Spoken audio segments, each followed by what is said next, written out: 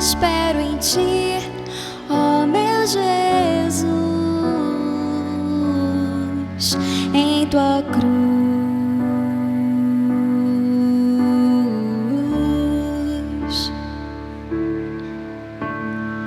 Em meu lugar sofreste sim,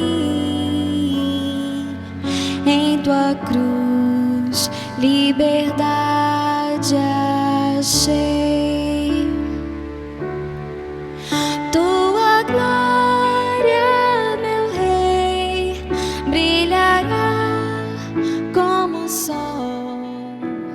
Em Apocalipse 21, verso 8, diz assim: os incrédulos, os depravados, os assassinos, os que cometem imoralidade sexual, os que praticam feitiçaria, os idólatras e todos os mentirosos, o lugar deles será no lago de fogo que arde com enxofre. E esta é a segunda morte. Essa é uma palavra grave, não é? Uma palavra séria, uma palavra definitiva de Deus. Os incrédulos, os depravados, os assassinos, os que cometem imoralidade sexual, os que praticam a feitiçaria, os idólatras e todos os mentirosos, o lugar deles será no lago de fogo que arde como enxofre, que é a segunda morte. Esse é o Deus da Bíblia. A Bíblia fala sobre o Cordeiro de Deus, Jesus, pisando o lagar da ira de Deus, e fala sobre a ira do Cordeiro. Agora, há algo de mais assustador nesse texto. É exatamente o que vem em primeiro lugar, quando a Bíblia vai dar a lista das pessoas que de maneira nenhuma vão viver a glória de para sempre contemplar Deus na face de Cristo. A primeira item da lista que eu não li, não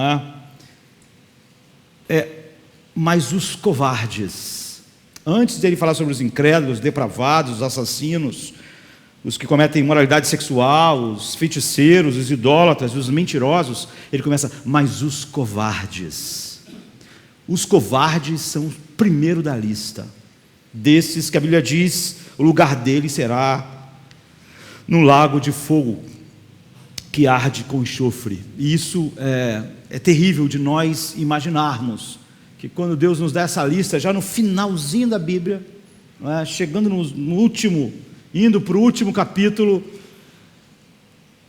a lista que começa com a covardia. Jesus em Atos 1:8 diz que nós seríamos suas testemunhas no mundo. Testemunha. Nós sabemos que muitas das vezes em vários países, a gente vê isso na vida real, vê isso em filmes, homens poderosos às vezes nunca são levados à justiça, porque as pessoas que eram testemunhas daquelas coisas não têm coragem de testemunhar, tem medo. Jesus disse que nós somos as testemunhas dele no mundo. E só há uma coisa que pode nos impedir de sermos testemunhas de fato: a covardia. É por isso que essa é a primeira da lista, porque Jesus já tinha dito que se o homem se envergonhar de ser a sua testemunha no mundo, ele jamais vai confessar o nome desse homem diante do Pai. Ou seja, a covardia não é uma pequena coisa, é algo que a Bíblia traz todo esse peso, coloca em primeiro lugar na lista, em que vai colocar todas as coisas que nós concordaríamos: os incrédulos, os depravados, os assassinos, os que cometem imoralidade sexual, os que praticam a feitiçaria, os idólatras, os mentirosos. Mas o primeiro da lista é isso. Então, em Atos 5, 27 a 41, nos conta uma história a respeito de homens que, por causa deles, por eles serem de fato testemunhas no mundo hostil, nós estamos aqui nesta noite. E agora eles não estão mais aqui, sabe? Essa é a nossa vez, essa é a nossa hora. A Bíblia diz assim: trazendo-os, os apresentaram ao conselho, o sumo sacerdote os interrogou, dizendo: não vos admoestamos nós expressamente que não ensinasses nesse nome? E eis que vocês encheram Jerusalém dessa vossa doutrina, desse ensino, e quereis lançar sobre nós o sangue deste homem. Porém, respondendo Pedro e os apóstolos, disseram: mais importa obedecer a Deus do que os homens. O Deus de nossos pais ressuscitou a Jesus, ao qual vós matastes, suspendendo no madeiro. Deus, com a sua destra, o elevou a príncipe e salvador, para dar a Israel arrependimento e a remissão dos pecados. E nós somos testemunhas acerca dessas palavras, nós e também o Espírito Santo que Deus deu àqueles que lhe obedecem. E ouvindo eles isso, se enfureciam e deliberaram matá-los. Mas levantando-se o conselho, um certo fariseu chamado Gamaliel, doutor da lei, venerado por todo o povo, mandou que por um pouco levassem para fora os apóstolos, e disse-lhes: homens israelitas, acautelai-vos a respeito do que haveis de fazer a estes homens, porque antes destes dias levantou-se Teudas, dizendo ser alguém, e este se ajuntou o número de uns 400 homens, o qual foi morto, e todos os que lhe deram ouvidos foram dispersos e reduzidos a nada. Depois deste, levantou-se Judas, o galileu, nos dias do alistamento, e levou muito povo após si, mas também este pereceu, e todos os que lhe deram ouvidos foram dispersos. E agora digo-vos: dai de mão a estes homens e deixai-os, porque se este conselho, esta obra é de homens, se desfará. Mas se é de Deus, não podereis desfazê-la, para que não aconteça serdes também achados combatendo contra Deus. E concordaram com ele, e chamando os apóstolos, e tendo-os açoitado, mandaram que não falassem no nome de Jesus, e os deixaram ir. Retiraram-se, pois, da presença do conselho, regozijando-se de terem sido julgados dignos de padecer afronta, ou vergonha, de serem afrontados publicamente pelo nome de Cristo. Então, a Bíblia diz que há um tipo de afronta e de vergonha que nós devemos abraçar. E essa é um chamado, não para alguns, mas para todos nós. E quando nós somos envergonhados e afrontados por causa do nome de Cristo, e a Bíblia diz que isso é uma afronta e uma vergonha, e é vergonha de fato pelo senso de valores que nós, seres humanos, temos, nós devemos nos regozijar. É sobre isso que a Bíblia está falando, sobre covardia, sobre sermos corajosos na nossa geração. E você vê, não é só aceitar e tolerar como algo desagradável. O que é incrível nessa história é que os apóstolos saíram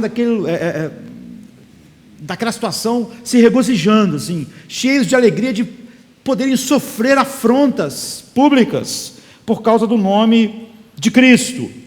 Então, nós nunca vamos poder ser diante dos incrédulos o tipo de testemunha que Deus chamou nós para sermos, se nós não estivermos dispostos a abraçar esse tipo de afronta.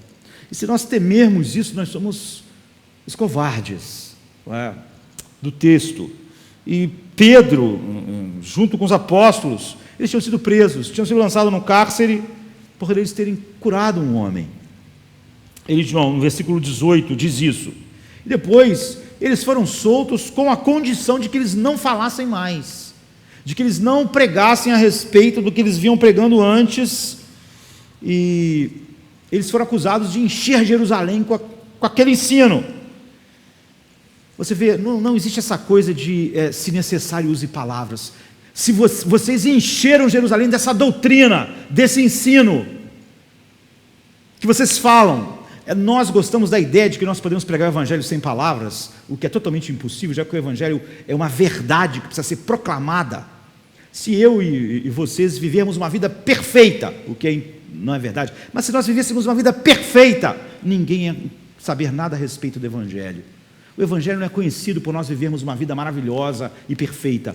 A nossa vida maravilhosa só poderia chamar a atenção dos homens para nós mesmos. E as pessoas pensarem, são pessoas muito boas, mas não ensina nada a respeito do Evangelho. O Evangelho precisa ser proclamado, precisa ser pregado. Nós gostamos dessa ideia de poder pregar sem palavras, porque é óbvio que Pedro e João e os apóstolos não estariam nessa situação se eles tivessem ficado calados e vivendo uma vida maravilhosa, ou tivessem formado uma ONG lá em Jerusalém para fazer algumas coisas que a sociedade achasse muito boas e relevantes. Eles foram expressamente proibidos não falarem mais a respeito daquela doutrina que eles tinham enchido Jerusalém.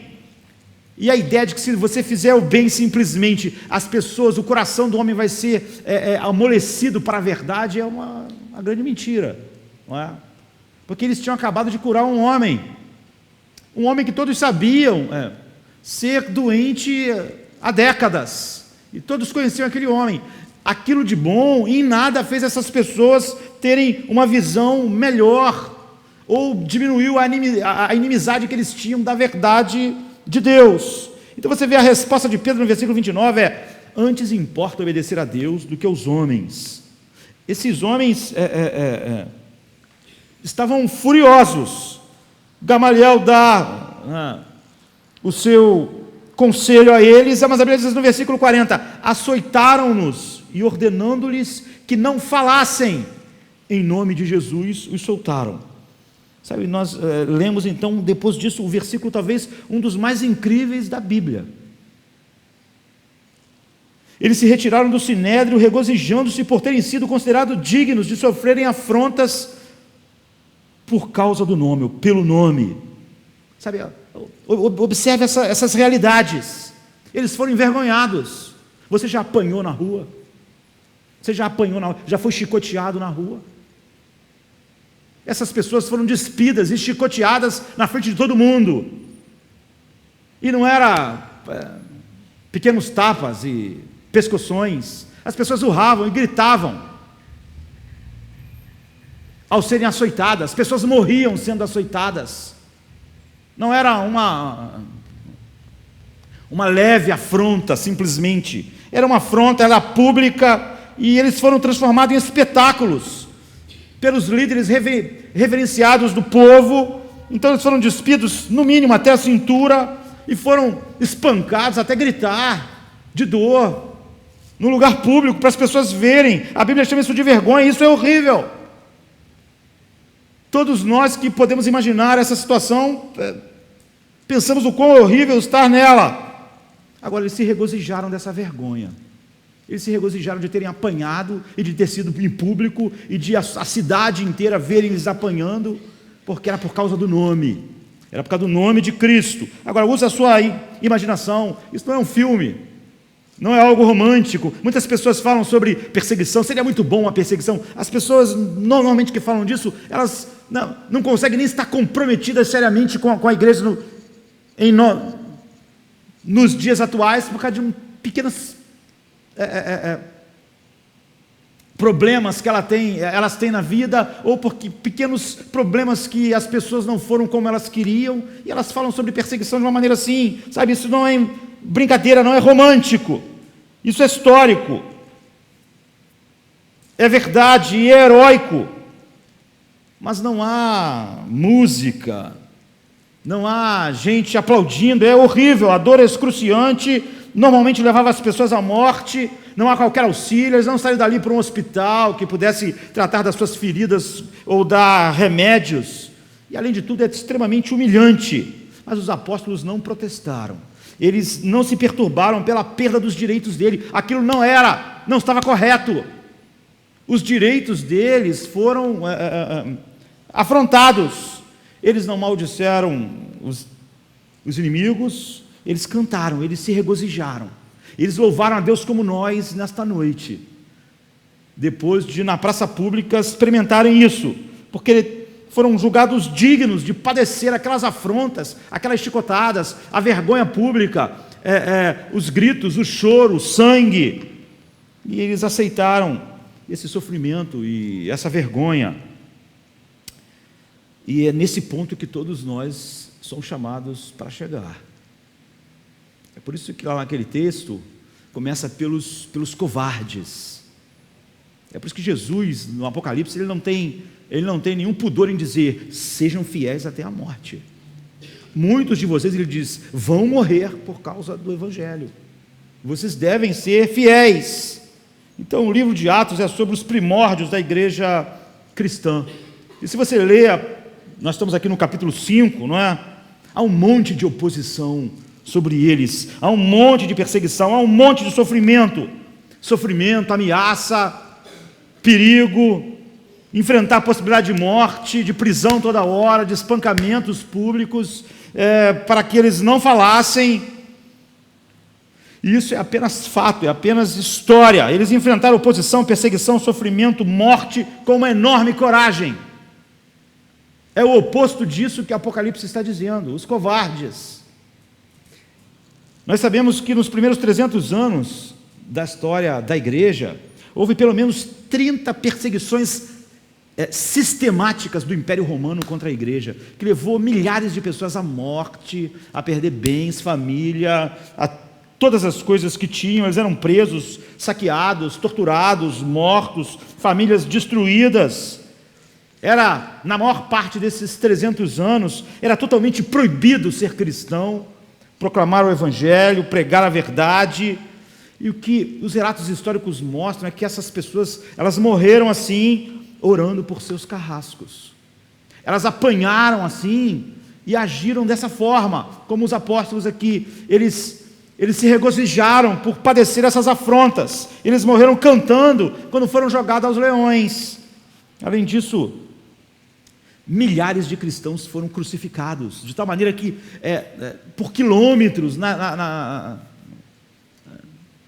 principal avenida, na Via Ápia que levava a Roma, ficavam cristãos crucificados. E o relato é que essas pessoas na cruz ainda louvavam a Deus, ainda exaltavam a Deus. Essa é a história da igreja. Eles cantavam enquanto estavam morrendo. Tertuliano, que é um dos primeiros pais da igreja, cunhou uma das frases mais famosas: semen est sanguis Christionorum. Ou seja, o sangue dos cristãos é a semente da igreja. Quando eles nos matam, nós crescemos. É o nosso sangue que faz o evangelho ir em frente. 300 anos assim, quanto mais vocês nos matarem, Tertuliano está dizendo, mas nós crescemos, mas nós falamos, mas nós nos tornamos ousados por Cristo. Quanto mais vocês nos colocam como espetáculo público, nos colocam em cruzes, nos jogam aos leões, mais nós nos regozijamos. Então essa é uma passagem interessante para os nossos dias. É óbvio que o evangelho sempre sofreu oposição. Nós temos um monte de mártires na nossa época. O Ocidente, apesar de não estar cheio de mártires, é totalmente hostil à verdade. E nós somos pessoas que facilmente arrumamos maneiras de racionalizar a nossa falta de coragem diante do mundo, quando na verdade todos nós somos chamados para sermos testemunhas. Aquela passagem de Apocalipse está dizendo simplesmente que isso não pode ser racionalizado, que os covardes não herdarão o reino dos céus. Essas pessoas, os apóstolos e aqueles milhares de cristãos, eram pessoas comuns, como nós. E isso foi registrado para nós. Então você vê, é interessante, mas nós não podemos olhar todos os versos. Nós vamos nos concentrar no tempo que temos, no versículo 29 ao 34, que são 4 versos. E nós vamos então estudar um pouco sobre o que é a coragem que nós somos chamados, a natureza da coragem heróica que nós fomos chamados a expressar no mundo como essas pessoas. E que coragem foi essa? Como eles viveram isso e como isso pode ser desenvolvido? O que é? Então a Bíblia diz assim no versículo 33: e ouvindo eles isso, se enfureciam e deliberaram matá-los. Aquelas pessoas nas suas faces mostravam um ódio mortal e tomaram a decisão de matar os apóstolos, matar eles. Eles estavam furiosos. Não havia nenhuma dúvida para Pedro, João e para os apóstolos que eles queriam matar eles. E no entanto, Pedro vira para essas pessoas e diz: olha, nós temos que obedecer a Deus e não a vocês. Não é incrível isso? Você olhar para pessoas que já estão determinadas a te matar, e você, em vez de tentar encontrar uma racionalização, que utilidade tem a nossa morte? Em que vai ser relevante para a cultura se nós formos assassinados aqui?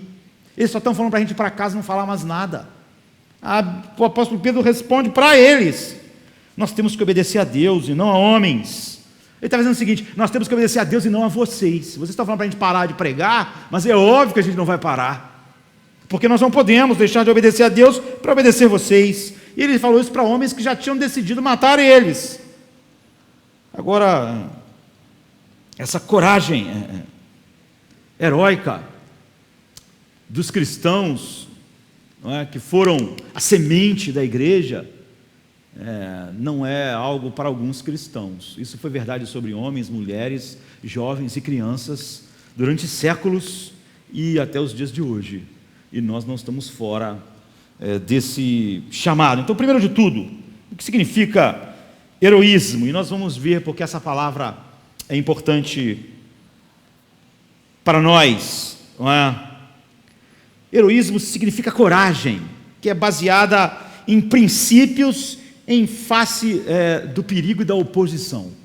Ninguém pode ser herói a não ser nessas condições. Walter Truett Anderson, que é um crítico cultural famoso, psicólogo social e cientista político, está com 82 anos. Ele escrevendo um artigo no New York Times, ele está falando exatamente a respeito disso. Ele diz assim: estrelas são totalmente diferentes de heróis. Então ele diz assim: os líderes com os quais nós estamos familiarizados hoje são estrelas e não heróis. Estrelas são cercados por multidões, heróis andam sozinhos. Estrelas consultam grupos de foco antes de falar, ou seja, eles consultam pesquisa de opinião. Estrela não quer dizer algo que vai desagradar a todo mundo. Estrela sempre é politicamente correto, sabe? O que todo mundo estabeleceu que deve ser dito, é isso que estrela diz, porque estrela, ele anda só, ele anda com a multidão, ele existe para a multidão. E ele diz: olha, estrelas consultam esses grupos para saber o que falar antes de falar. Mas heróis consultam apenas sua consciência. Apenas sua consciência. Esse é o certo? É isso que eu tenho que fazer? Essa é a atitude correta? O ponto é que o que faz de alguém herói, ele está dizendo, é que você não se preocupa com a oposição, você não se preocupa qual é a posição da cultura a respeito daquilo, você não se preocupa com a quantidade de pessoas que estão apoiando aquilo ou não estão apoiando aquilo. Então todos os poderosos, toda a cidade pega aqueles homens e dizem: vocês vão parar de falar desse Jesus aqui em Jerusalém. E a resposta de Pedro é: olha, mais importante é obedecer a Deus do que aos homens. Você vê, ele consultou a sua consciência. Ele não pensou no que ia acontecer, se aquilo ia ser importante, relevante ou não. Ou seja, você não se importa quando o autor do artigo do New York Times está falando, quando você é um herói, você não se importa se você vai se reeleger de novo ou não, se as pessoas vão te chamar de novo para fazer o discurso ou não. Você não se importa com o que vem, apesar do perigo da oposição. Você fica com os princípios, que você sabe ser certo e você sabe qual é a coisa certa a fazer. Em segundo lugar, a atitude heróica é quando você faz o que você não é obrigado a fazer. Quando você é obrigado a fazer alguma coisa, mesmo que seja algo muito difícil, você não é herói por causa disso. Às vezes você é colocado em uma situação difícil, impossível e de sofrimento, mas isso não é ser heróico, não é? Porque você não escolheria aquela situação. Se você pudesse, você não estaria nela, não é? A coragem heróica é quando você não tem que fazer, sabe? Você não está sendo constrangido e sendo obrigado a fazer pela situação ou por qualquer coisa. Você opta por fazer. Você tinha uma opção de fazer diferente, não é? Nós todos sabemos, por exemplo, como as pessoas ganham a medalha de honra. Normalmente a medalha de honra é dada para quem teve um ato heróico. Por exemplo, Congresso americano dá a medalha de honra, mas ele dá uma outra medalha, que não é a medalha de honra, que é chamada da medalha do dever. Quando você cumpre o seu dever, você ganha essa medalha, porque para nós cumprirmos o nosso dever, nós temos muitos papéis na sociedade. Eu sou pai, pastor, amigo, assim, esposo, cidadão. No cumprimento dos meus deveres, às vezes eu teria que fazer muitas coisas difíceis e duras. Às vezes um pai tem que enfrentar coisas difíceis pela família, ele se responsabiliza pelo sustento, e ele tem que tomar posições, às vezes difíceis, com a própria família. Aqueles são os nossos deveres. Não é? Quando alguém toma uma posição difícil, mas dentro do seu dever simplesmente, ele ganha uma medalha do dever. É uma medalha que está, de certa forma, honrando, mas não é uma medalha heróica, não é? Porque estava cumprindo o que devia fazer. E a razão pela qual nós devemos ver essa diferença, porque o que define o que nós somos vai além disso, porque aquela função já exigia da pessoa aquelas coisas que ela teve que fazer. Então você não é um herói, apesar de ser honrado. Então é aquilo que você faz, não porque você tem que fazer, mas porque você se sentiu impelido por você mesmo a fazer. Ninguém esperava que você fizesse, ninguém esperava, porque ninguém contava aquilo como o seu próprio dever. Então você se sacrifica, corre risco e faz porque você optou fazer, sendo não obrigado a fazer. Então é voluntário. Então o heroísmo nós temos que considerar profundamente para entendermos qual é o nosso lugar no mundo e de onde nós podemos tirar essa coragem desses homens heróica, da qual todos nós devemos participar. Há muitas dificuldades. Primeiro, na nossa geração, há uma dificuldade cultural. O próprio autor lá do artigo do New York Times, que não estava escrevendo para cristãos, estava dizendo que a nossa geração é uma geração de estrelas e não de heróis. Caminha com a multidão e não sozinho. Está sempre preocupado com a opinião de tudo, de todos, e não quer ficar mal, quer ser sempre relevante para o maior número possível de pessoas. Então está sempre consultando o que a maioria espera. Então, culturalmente, nós vivemos numa época em que esse tipo de posição sequer é bem visto. Eu estava lendo outro artigo, né, de Stanley Fish, também no blog do New York Times. É um escritor famoso, e ele estava dizendo que, falando a respeito na época do filme Os Miseráveis, como os críticos de cinema não gostaram do filme. Foi um grande filme. Eles não gostam da história, e a maior parte dos críticos não gostam. Ele está falando sobre Os Miseráveis e o cinismo e a ironia, não é? Que a nossa geração e os valores dela não combinam com o que o filme e o livro mostram, porque nós vivemos numa era pós-moderna, um diretor de cinema diz ao criticar, onde é esperado um certo cinismo, uma certa ironia, e nesse filme não tem nada disso. Nesse filme não há esse elemento essencial da nossa geração. Ou seja,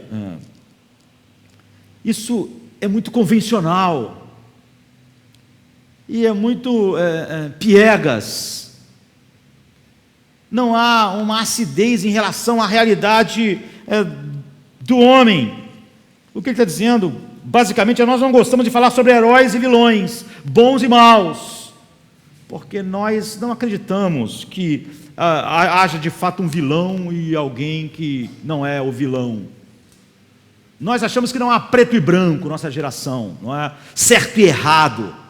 Há muitos tons de cinza, assim, de tal maneira que a gente sempre vai encontrar uma maneira de pegar a pior atitude e tentar, de alguma maneira, não torná-la negra, mas achar um tom de cinza para ela. Essa pessoa fez isso, mas olha a história dela, onde ela nasceu, olha como as coisas aconteceram. Eles não gostavam dos miseráveis exatamente por não haver isso. O vilão era vilão e o outro estava agindo de uma maneira correta. Ele está dizendo, isso não existe. Não é? Porque não existe certo e errado. Por não existir certo e errado definido, não pode haver preto e branco.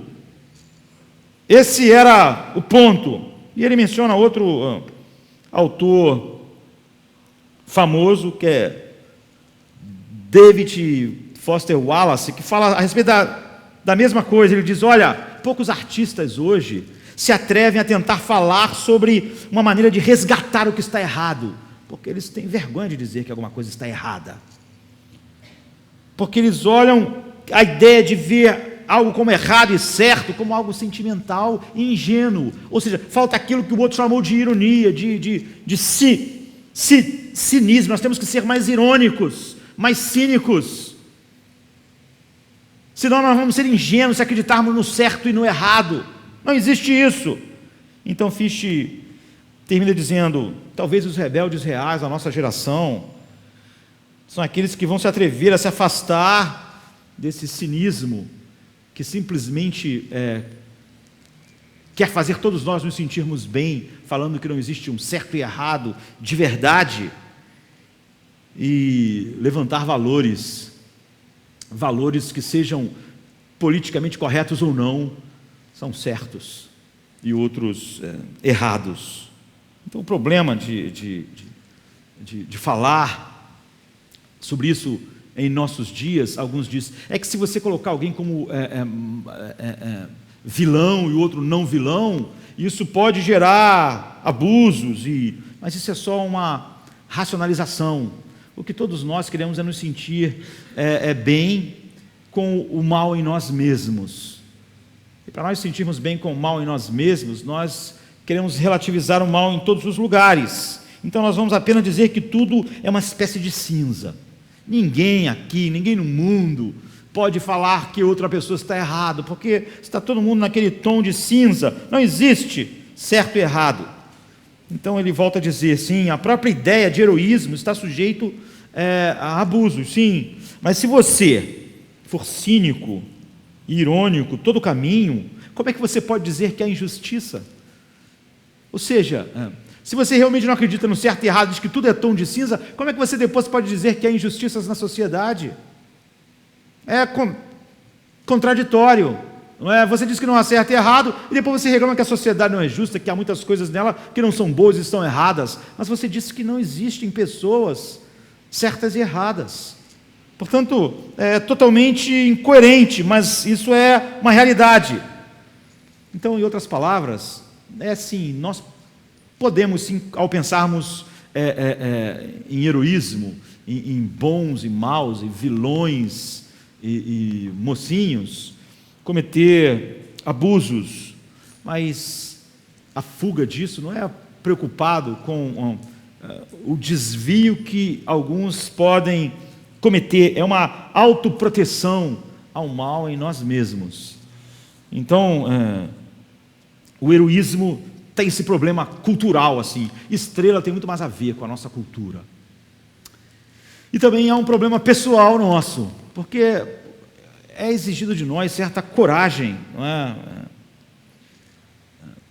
não heróica, mas coragem. Se nós não conseguirmos ter nem coragem, quando nós falamos sobre heroísmo, aí nós ficamos totalmente impossibilitados.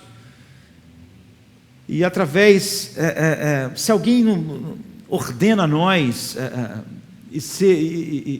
sem ser a nossa obrigação, colocar a nossa vida em risco para defender outros num campo de batalha, a gente faça mais do que a nossa obrigação e caminhe, por exemplo, por um terreno de minado, correndo o risco de morrermos para proteger alguém.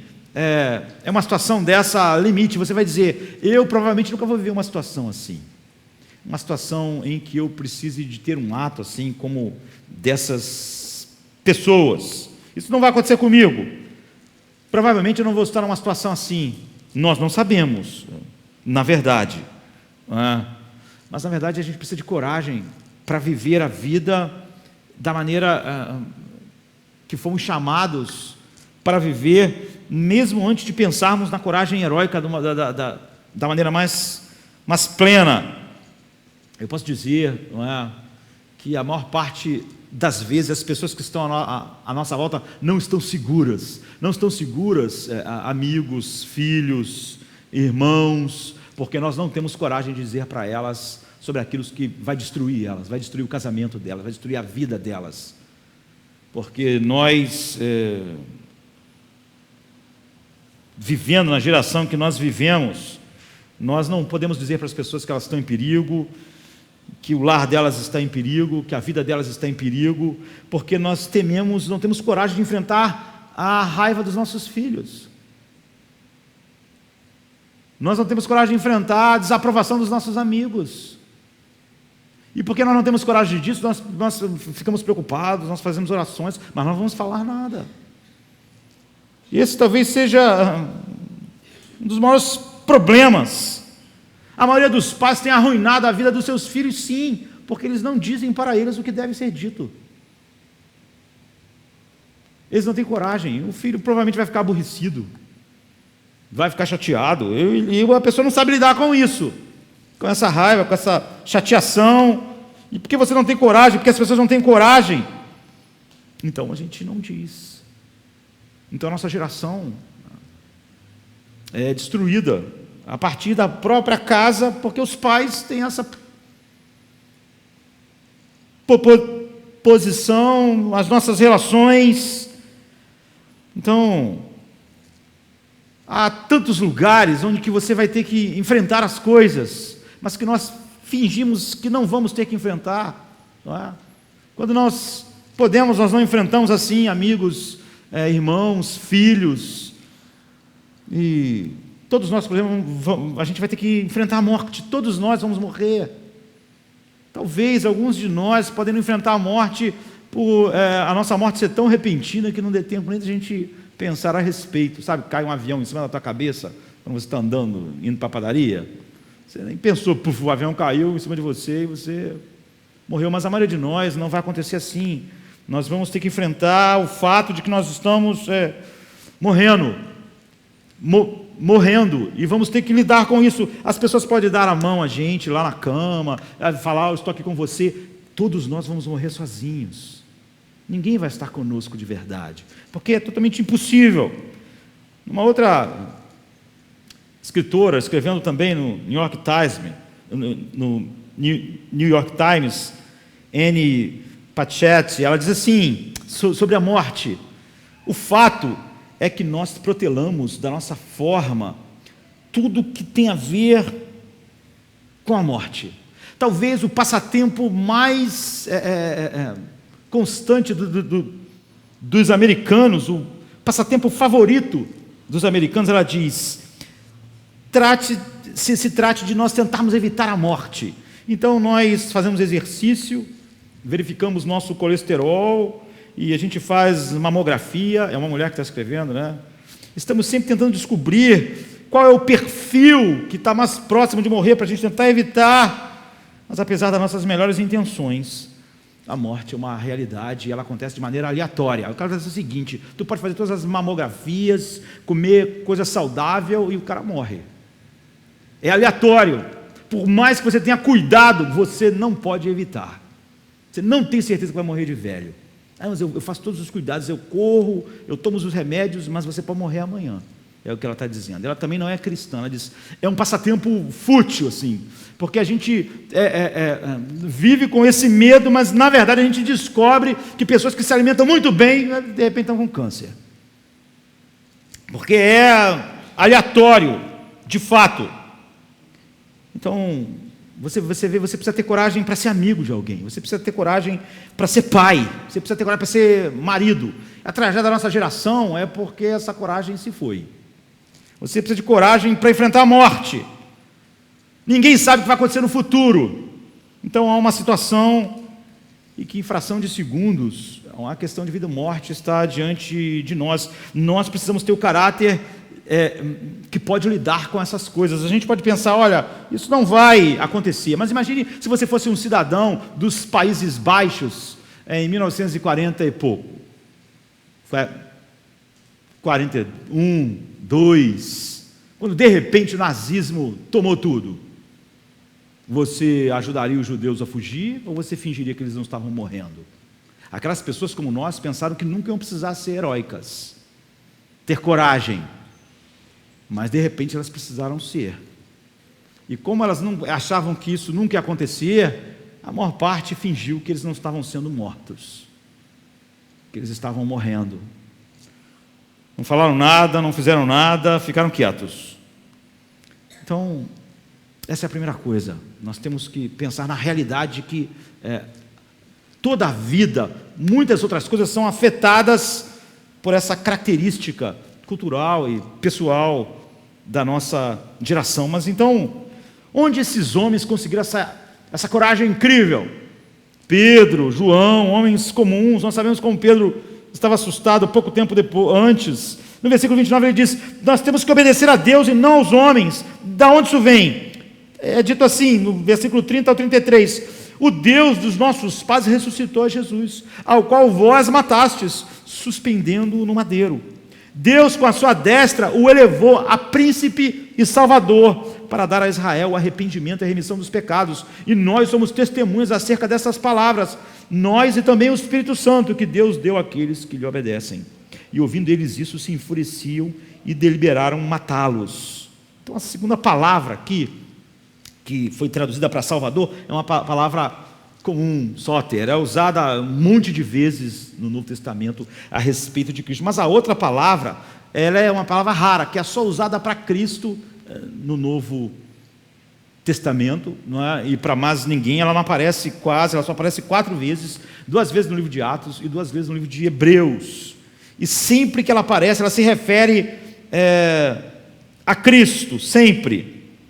Então, ela é uma palavra de difícil tradução.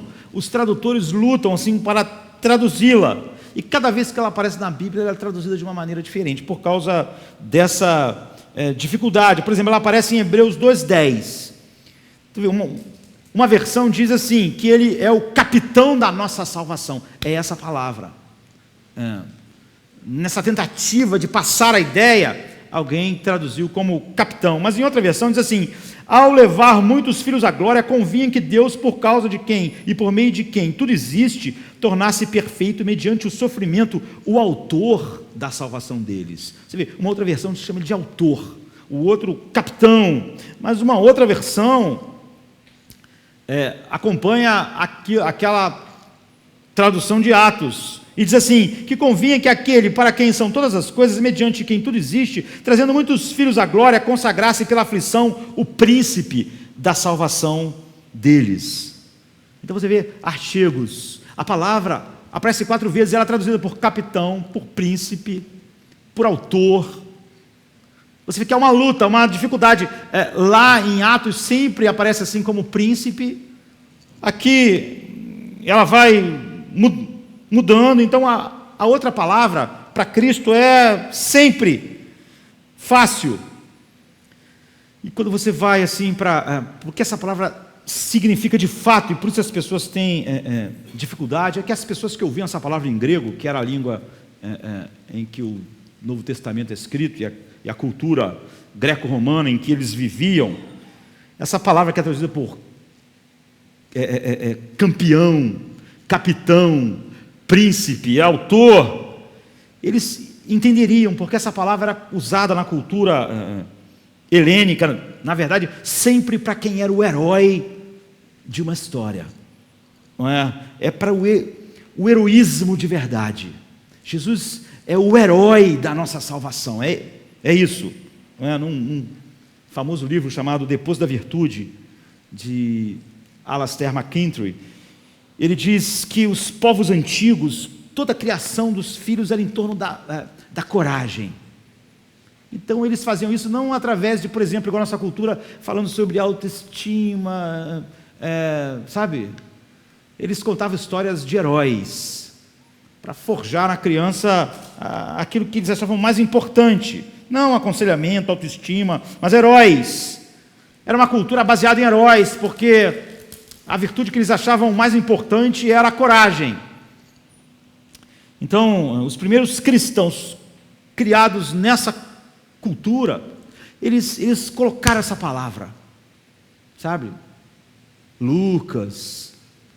Eles usaram essa palavra que toda aquela cultura sabia a que direcionava.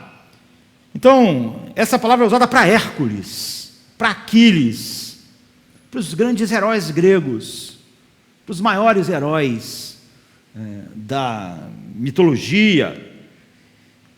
E no Novo Testamento, então, essa palavra é só usada para Cristo, porque há algo de Cristo que se relaciona e que eles queriam que eles tivessem em suas mentes quando ouvissem. E ao mesmo tempo você vê, quando você olha para esses heróis e para Cristo, você vê um monte de coisas que são totalmente diferentes. Então, é maravilhoso eles terem usado isso. Há coisas incríveis a respeito de Cristo que se encaixam aí. E ao mesmo tempo, quando você olha para os heróis gregos e os heróis daquela cultura, você vê totalmente diferente. Há um poema inglês do século XIX, que faz exatamente isso. Ele diz assim: em seguida, o jovem herói era Deus Todo-Poderoso, forte, firme e que se despojou de tudo para a batalha. Ele subiu na cruz, constante em seu propósito, e se manteve lá à vista de muitos. E esse poema, você vê, está falando de Cristo como realmente um herói. Agora, Jesus era um herói em que sentido? E em que sentido a ideia de heroísmo que nós temos e que eles tinham não se encaixa? Será que é ser heróico enfrentar a morte com coragem? Sim, foi isso que Jesus fez. Talvez com mais coragem do que qualquer um, porque Ele é Deus, Ele é o autor da vida, Ele é a vida. Ele não é alguém que devia estar diante da morte. Ele era um homem firme, que nunca olhava para a opinião das pessoas para dizer para achar palavras que fossem politicamente corretas e não deixassem ele numa situação difícil na cultura dele, no momento histórico que ele viveu. Sim, ele tinha a coragem de ir diante da morte. Por exemplo, ele disse: Senhor, passe de mim esse cálice, no entanto, não faça a minha vontade. Nós vimos naquele artigo que fala que o herói é alguém voluntário, não é obrigado. Jesus era voluntário, sim. Ele diz assim: ninguém tira a minha vida, eu mesmo a dou voluntariamente. Eu coloco a minha vida e entrego a minha vida em resgate de muitos. Mas ninguém me toma, ninguém me obriga a dar a minha vida. Eu estou fazendo isso, eu quero fazer isso. Então é claro que Jesus, nos princípios, em face do perigo, em se oferecer voluntariamente, todos esses aspectos são aquilo que os heróis fazem lá no mundo antigo, greco-romano, e ainda hoje, a diferença que a gente viu entre herói e estrela. Mas há muitas maneiras que Jesus é totalmente diferente desses heróis, porque tanto na mitologia grega quanto na época atual, os heróis do mundo, Aquiles, Hércules, ou nós podemos pegar um assim moderno, sei lá, um Homem-Aranha, e sei lá, o pessoal da Marvel aí. Então, eles são heróis por quê? Peter Parker, ele não era herói, ele era um garoto comum, ele era um fracote, não é? Mas ele foi picado por uma aranha radioativa. Se você vê uma aranha radioativa, deixa ela picar você, porque segundo a história, se você for picado por uma aranha radioativa, você pode ficar com esses poderes assim. Então o ponto é que eles não eram heróis até terem poder, até terem um poder que fazia deles mais forte do que os outros, de maneira geral. Então, eles não eram heróis até serem poderosos. O Homem-Aranha, antes de ser picado por isso e ganhar esses poderes, ele não era herói. Ele é herói porque ele ganhou essa potência que os outros não têm. E Hércules era herói porque ele tinha uma força descomunal. E assim, Aquiles. Então você não vai poder ter na história antiga, na televisão, nos seriados, nos filmes, nos quadrinhos, heróis que não tenham essa superpotência, ou não tenham uma grande habilidade que o coloque numa posição que a maioria não está. Então o que faz eles super-heróis são poderes, são superpoderes. Super-homem, não é? Ou super-habilidades, apesar de não terem poderes em si mesmos, mas eles construíram uma armadura que deu a eles o poder, sei lá, o Homem de Ferro, não é? Ou Batman. Tem que ter alguma coisa que dê a eles potência, poder, capacidade. Aí você vê quanto isso é diferente de Jesus. Jesus é óbvio, é bobagem dizer que ele não tem poder, ele é todo poderoso. Na verdade, só ele é poder. Ele tem todo o poder do universo. Ele criou todas as coisas, o céu e a terra, ele tem toda a glória. Mas onde está o seu heroísmo? Está no fato de que ele desistiu do seu poder, desistiu da sua glória, abriu mão de tudo e se tornou fraco como nós. Você vê, nesse sentido, apesar da palavra que os apóstolos usaram, que os escritores do Novo Testamento usaram, e que aquela cultura podia logo ligar aos heróis, ele é um herói totalmente diferente, é totalmente oposto dos heróis do mundo, totalmente oposto de Hércules ou do Homem-Aranha. Seu heroísmo reside no fato de que ele colocou a sua glória de lado, se esvaziou, ele desistiu do seu poder de usar e mostrar a sua glória, ele desistiu de ser, ele era invulnerável, não é? E ele se tornou vulnerável. Ele era imortal e ele se tornou mortal. Ele não podia ser atingido, ele se colocou numa posição que ele podia ser duramente atingido, ele se tornou vulnerável, ele desceu, se tornou mortal e foi obediente, foi para a cruz. Esse é o tipo de heroísmo que não existe. Se você tentar catar na história, ou sei lá, igual na ficção, você vai ter dificuldade de encontrar alguma ideia de herói que vá nessa direção. Por exemplo, há um filme antigo, não é? De 1938, chamado Anjos de Cara Suja, em preto e branco, um filme de gangster, Jim Cagney e Pat O'Brien. Eles fizeram uns 9 filmes juntos. Esse filme tem algo que se parece com isso. Você é só pensar algo na história toda. É óbvio que as pessoas principais do filme não se parecem, mas mostram algo disso. Você vê, você tem que caçar para você achar algo que expresse um pouco, porque a nossa cultura não tem. Esses dois personagens, Jerry e Rocky, eles são 2 garotos que vivem num bairro assim, na década de 30, num bairro perigoso, não é? Cheio de mafioso, e, enfim. E um dia eles estão roubando um treco lá, eles estão, enfim, são jovens, crianças, na verdade, delinquentes, e eles roubam algo, eles têm que fugir, e um deles é mais fraquinho, no porte físico, não é? E é ajudado por um que é mais forte, o Rocky, e ele cai lá em frente ao trem, e esse amigo dele tira ele de frente ao trem, mas quando eles estão nessa cena toda assim, e eles têm que fugir, a polícia acaba prendendo um deles, pegando um deles. O outro que conseguiu correr antes, era um pouco mais rápido, apesar de ser mais fraco fisicamente, o Jerry, escapa, e o Rocky é preso. Então ele, criança, é preso e entra no sistema prisional e vai de uma coisa para outra, sai de novo e tal, e ele vira um gangster, vira um mafioso, vira um assassino, vira um cara poderoso. E aquele garoto que fugiu porque esse salvou a vida dele, ele acaba se tornando um padre.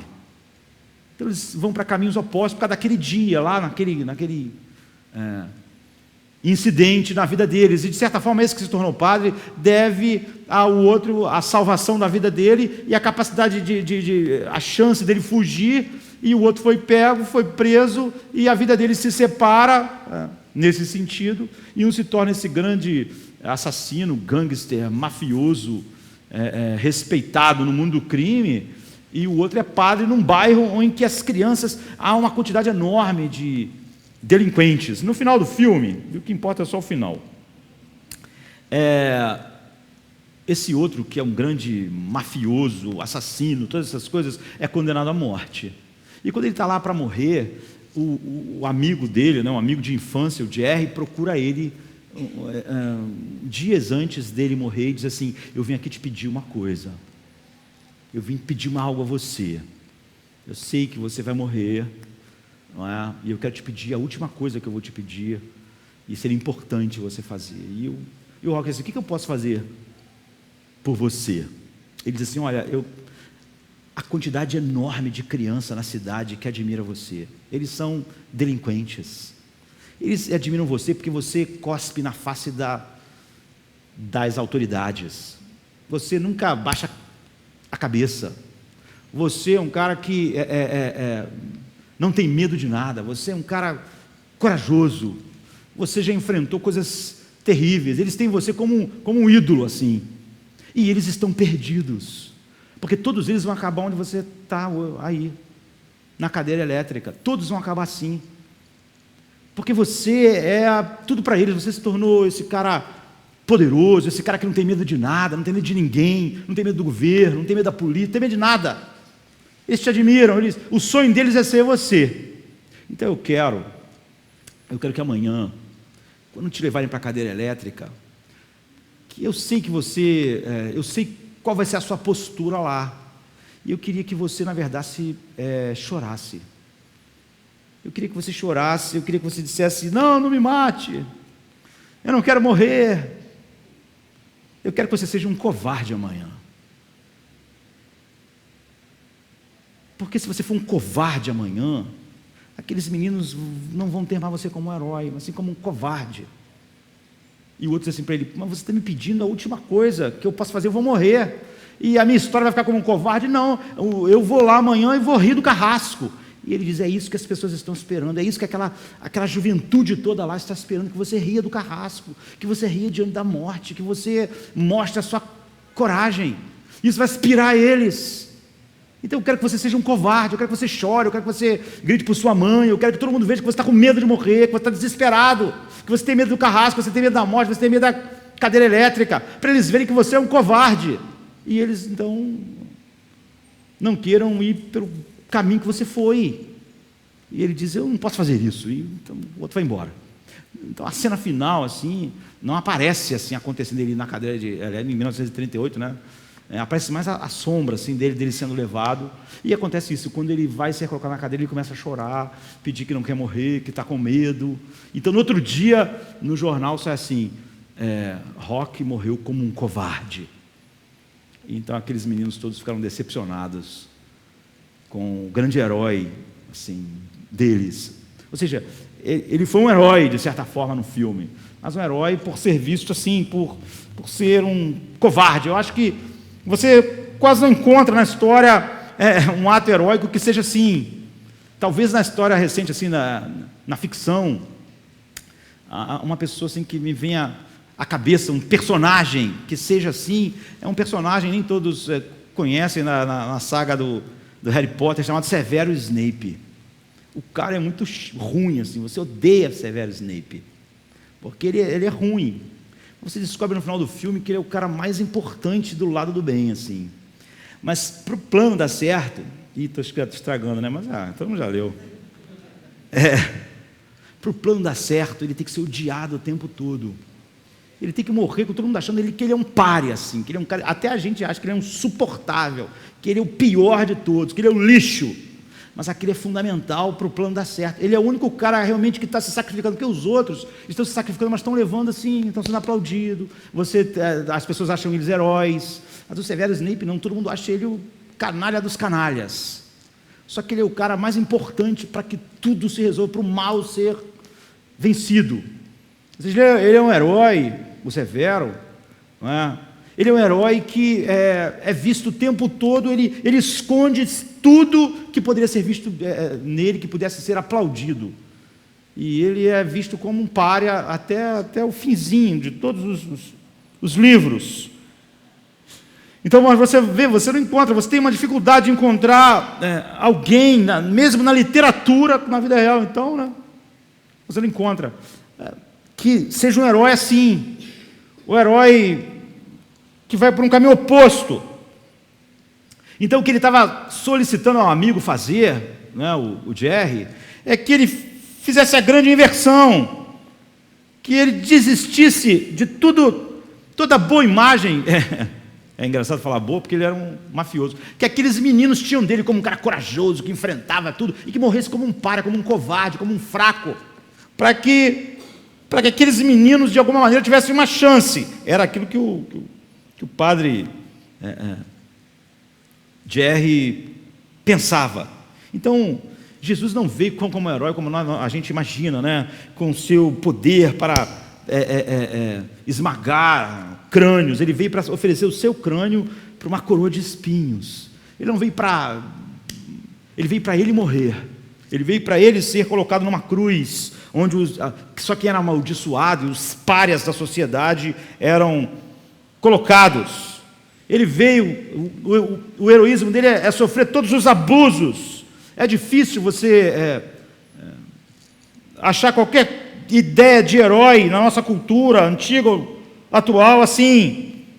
E é desse heroísmo que nós precisamos, sabe? Porque você vê, ele se encaixa exatamente com o que nós devemos ser, porque nunca haverá abusos a partir disso, como aquelas pessoas estavam racionalizando o fato de elas estarem defendendo o mal, falando que a ideia de certo e errado podem gerar abusos e etc., para racionalizar o fato da nossa sociedade ser uma sociedade que abraça o mal e que vive realmente fingindo que não existe mal, né? Não existe bem e mal, é tudo muito relativo.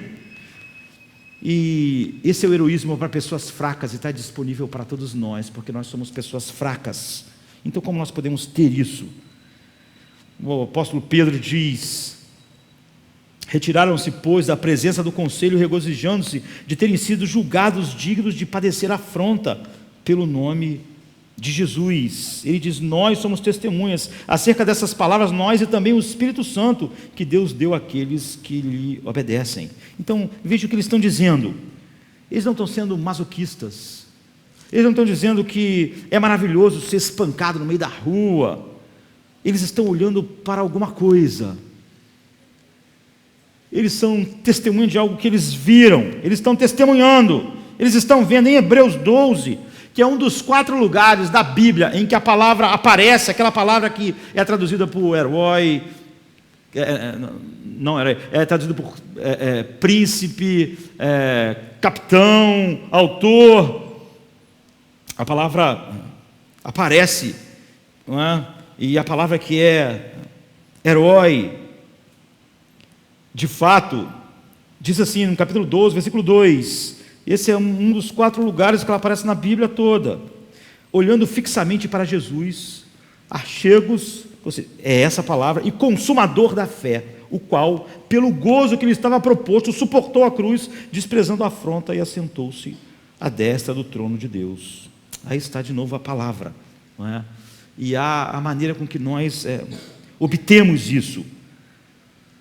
Quando nós pensamos em ter coragem para aquilo que nós temos medo, há um jeito que o mundo tem, sabe? E é chamado de desafio. Você precisa desafiar o medo de alguma forma. E quando você lê, outro dia eu estava lendo alguns artigos de uma famosa universidade americana a respeito disso, né, de como você deve lidar com o seu medo, psicologia, né? Ele estava dizendo que o negócio é desafiar o medo. E como é que você vai desafiar o medo? Você vai sentar e vai imaginar as coisas que você mais teme.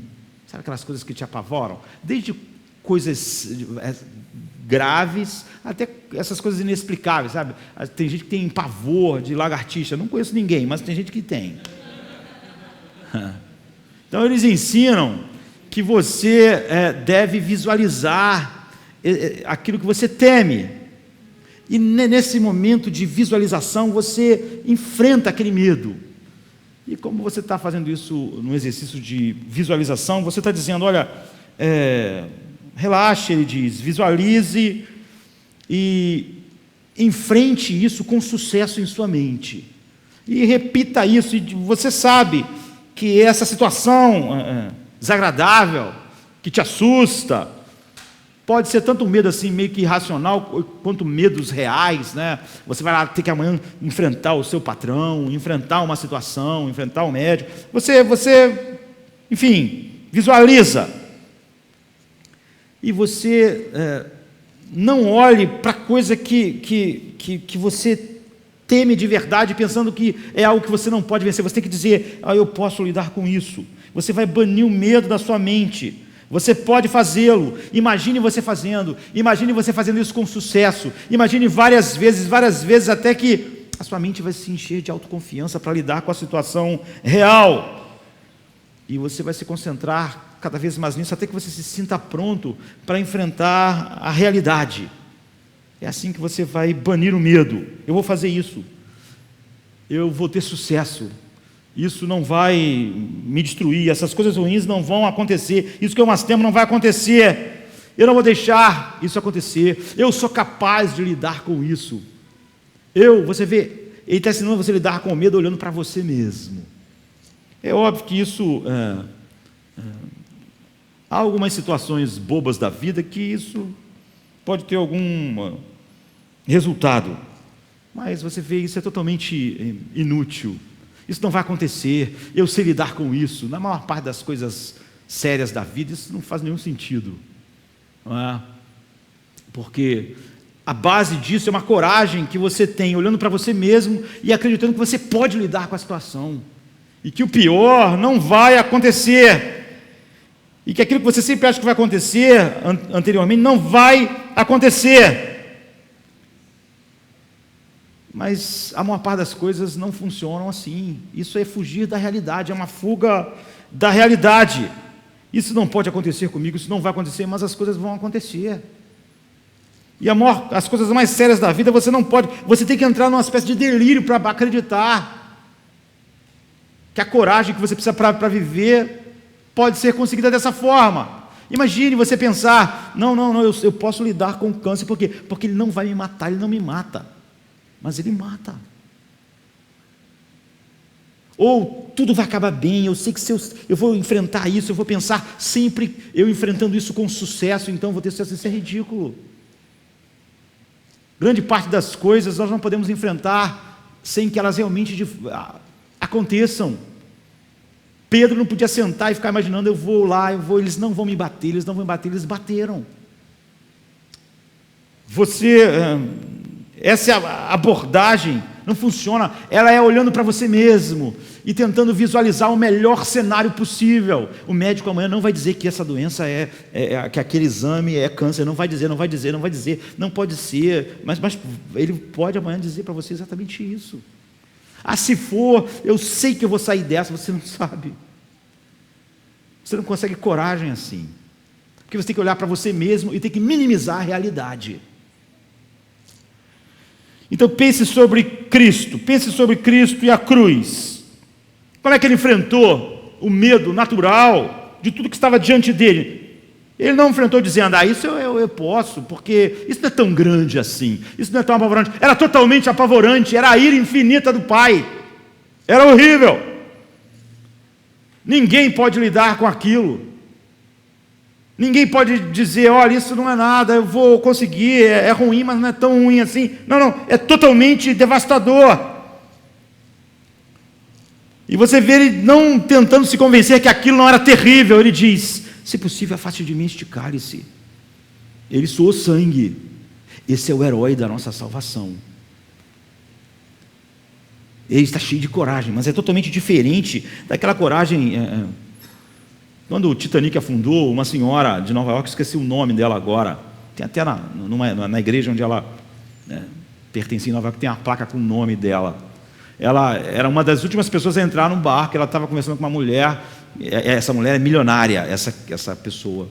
E ela estava conversando com uma outra pessoa que não era assim, não era rica igual a ela. E quando ela vai entrar, perto dela entrar no último barco que saiu do Titanic, ela pergunta para essa mulher que também morava em Nova York: você tem filhos? E a mulher disse: eu tenho 3 filhos. Então ela disse assim: então vai no meu lugar, porque eu não tenho filhos. Eu não tenho filhos, então eu acho que você deve ir, porque os teus filhos precisam que você volte. Se voltar para Nova York ou não vai fazer essa diferença. Agora, você vê, aonde você tira a coragem para fazer isso? Pensando que você vai fazer o que vai acabar tudo bem? É o último barco que está saindo do navio. O mar está congelando. O que você pensa? Você sente e pensa: eu vou conseguir sair dessa, eu vou enfrentar essa situação, eu vou nadar até Nova York? Não, eu vou morrer. Você vê, esse tipo de coragem, esse tipo de psicologia não funciona. Jesus não está agindo assim, ele está sentindo o horror daquilo que está diante dele. E ele não está banindo aquele horror, fingindo que ele é menor do que ele é.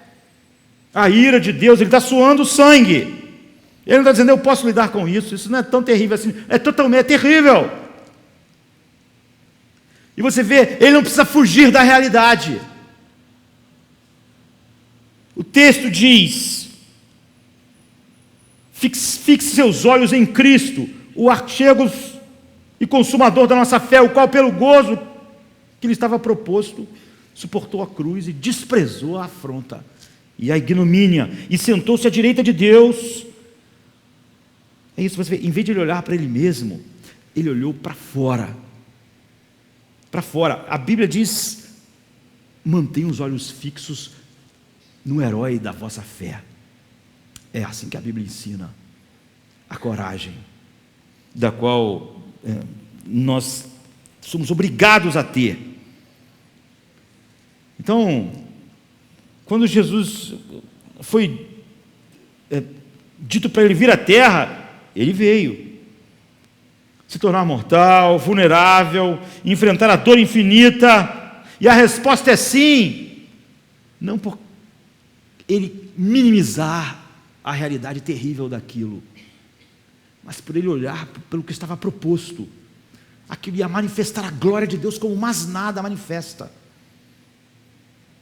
através de resgatar homens indignos como nós, para sempre serem a imagem perfeita dele, que é a imagem do Pai. Ele olhou para isso, e isso o encheu de alegria para ele enfrentar a ignomínia, a afronta, o horror, a ira de Deus.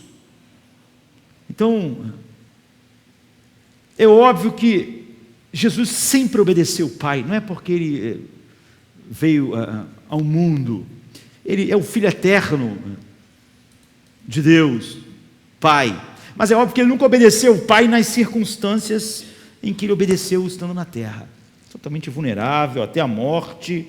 No céu ele sempre obedeceu, quer dizer, o plano eterno é o plano do Pai, mas numa situação que era diferente. Aqui ele aprendeu a obedecer através do sofrimento. Não é que ele veio da desobediência para a obediência, é que ele aprendeu a obedecer sob sofrimento, o que não aconteceria se ele não tivesse se tornado um homem. Então ele olhou para frente, como ele nos redimia, como isso mostraria a glória da graça de Deus como mais nada, e como isso exaltaria Deus e nos resgataria. E então ele, por causa disso, ele podia enfrentar a ignomínia. Ele não enfrentou isso dizendo: essas coisas ruins não vão acontecer, na hora H, de alguma maneira, a cruz vai ser tirada, eu vou ser livre.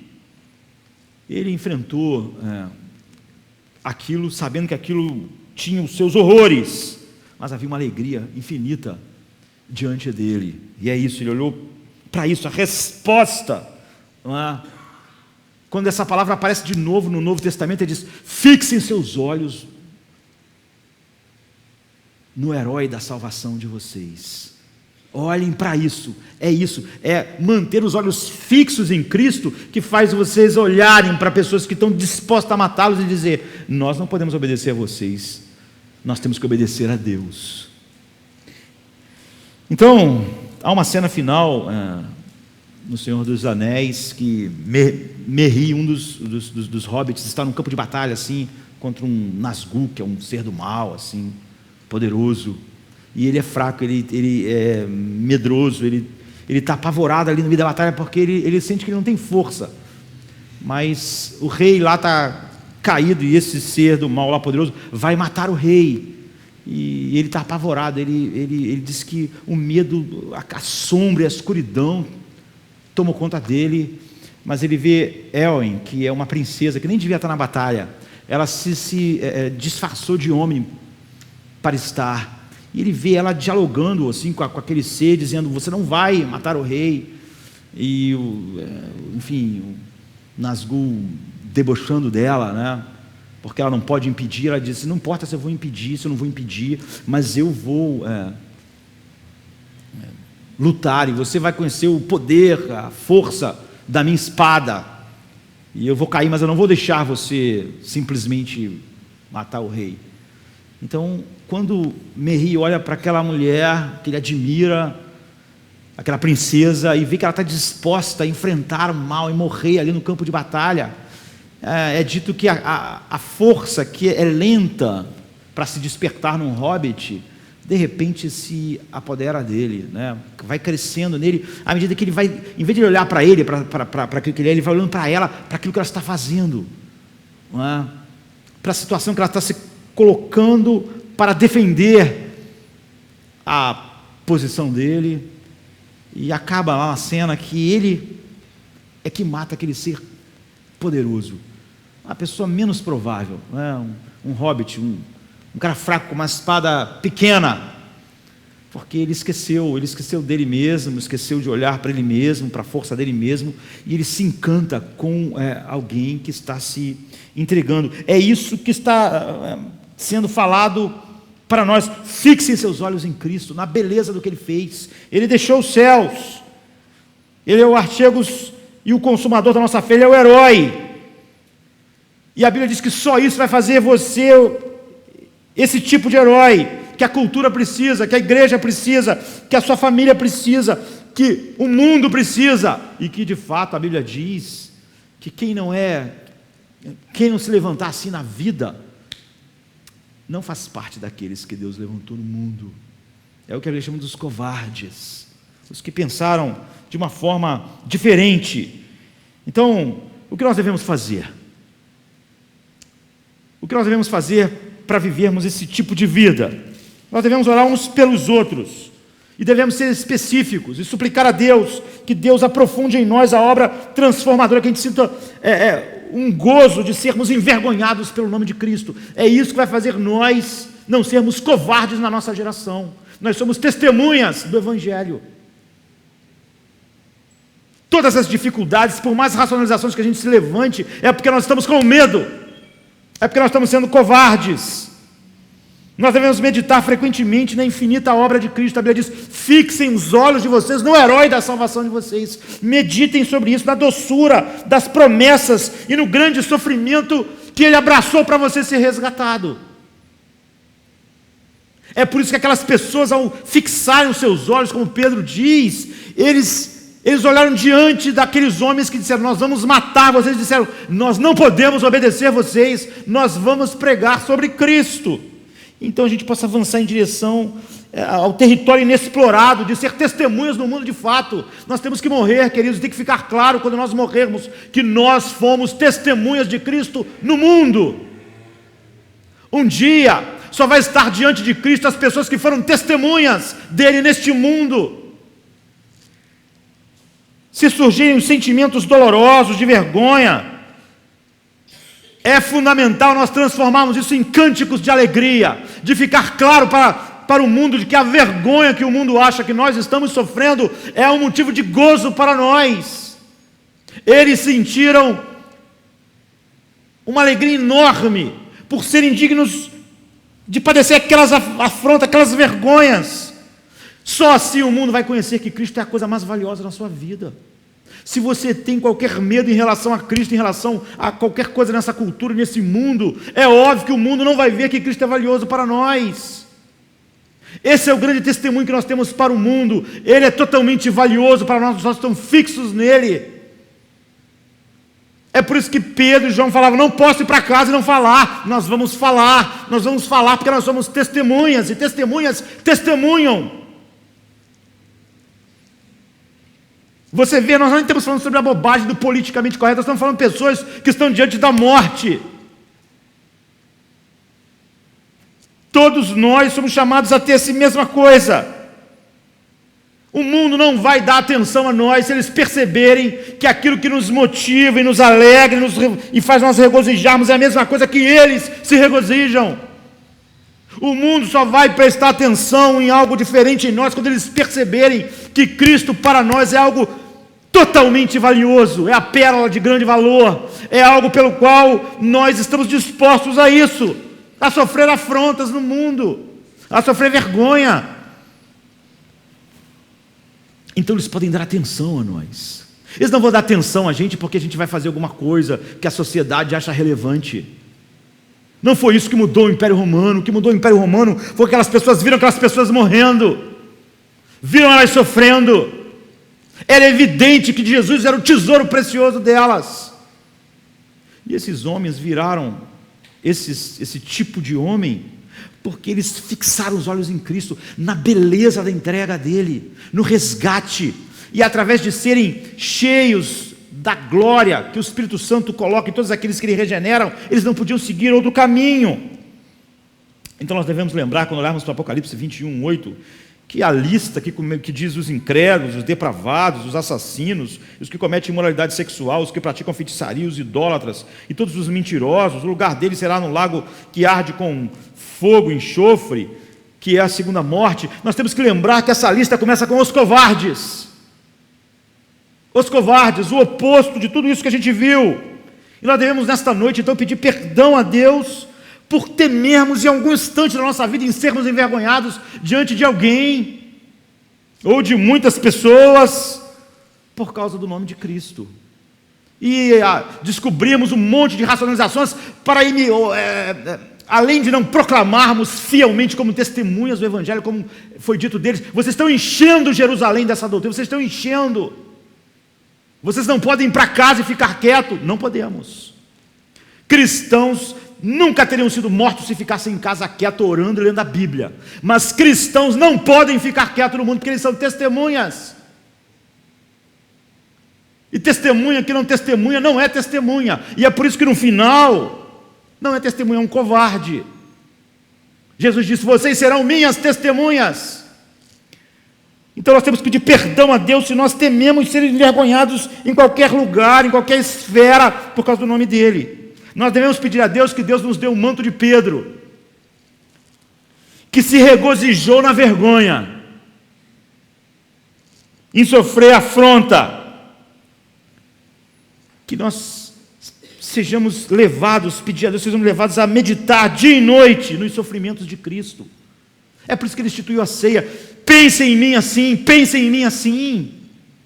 Fixem os seus olhos no autor e consumador da fé, na verdade, no herói da vossa fé, para que a gente tenha o mesmo sentimento que houve nele e depois que houve em todos aqueles que Ele chamou, para nos tornar ousados na causa do Evangelho, não tentando encontrar uma maneira do mundo nos amar, mas encontrando uma maneira de sermos fiéis ao nosso chamado no mundo, e que o Evangelho possa avançar triunfantemente por meio da nossa alegre prontidão de sofrer vergonha, porque não há outra maneira. Você está aqui hoje porque milhares e milhares e milhões de pessoas sofreram vergonha para que você ouvisse o Evangelho. É por isso que você tem as cartas de Paulo, é por isso que você tem as cartas de Pedro, é por isso que você tem, porque essas pessoas sofreram toda espécie de afrontas por causa do nome de Cristo, e no nome dele nós oramos. Então é verdade, sabe? Nós devemos ser gratos a Deus por nos dar toda essa condição, o Espírito Santo habitar em nós, para desenvolver em nós esse tipo de coisa. Então, no versículo 8 do capítulo 1 de Atos, Jesus diz: mas vocês receberão poder quando o Espírito Santo descer sobre vós, e então vocês vão ser minhas testemunhas em Jerusalém, em toda a Judéia e Samaria, e até os confins da terra.